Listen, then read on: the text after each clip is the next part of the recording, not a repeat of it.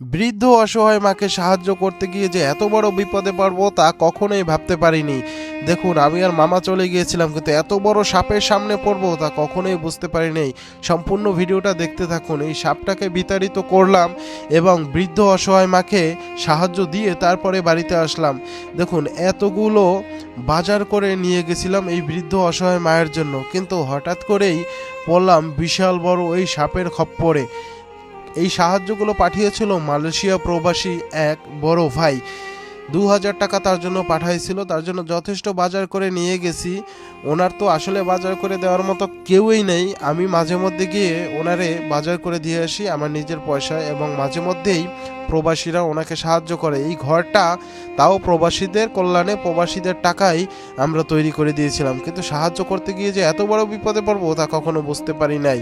সাহায্য করতে এসে এত বড় সাপের খপ্পরে পড়বো কখনো বুঝতেই পারিনি। প্রথম ভিডিওটাই সাপ দেখেছিলাম, কিন্তু এরকম জ্যান্ত সাপের সামনে পড়ে যাব বুঝতে পারিনি। সবাইরই একটা আক্ষেপ ছিল যে এখান থেকে সাপটা কিভাবে বিতাড়িত করা যায়।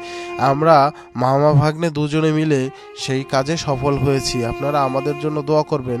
উনি দেখেন হাত জোর করে বলতেছে এখান থেকে চলে যা চলে যা, কিন্তু মামা আর আমি দুজনে মিলে সাপটাকে আসলে বিতাড়িত করতে সম্ভব ও সক্ষম হয়েছি। আপনারা এই ভিডিওটাকে প্রচুর পরিমাণে দেখেন অবস্থা। এত বড় সাপ জীবনে আপনারা কখনো দেখছেন কি না।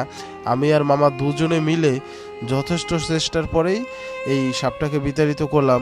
কিছু টাকা দিলাম এবং ওনাকে বাজার করে দিলাম। তারপরে ওনার এই সাপ আমরা মুখাগ্নি করেছি, আগুন দিয়েছি মুখে। তারপরেই আমি আর মামা এখান থেকে চলে এসেছি এবং আশা করি যে সবথেকে বড় সাপটাই আমরা মারতে সক্ষম হয়েছি, এবং বৃদ্ধ অসহায় মা এখন থেকে মোটামুটি একটু সেফ জোনেই থাকবে, এটা আশা করা যায়।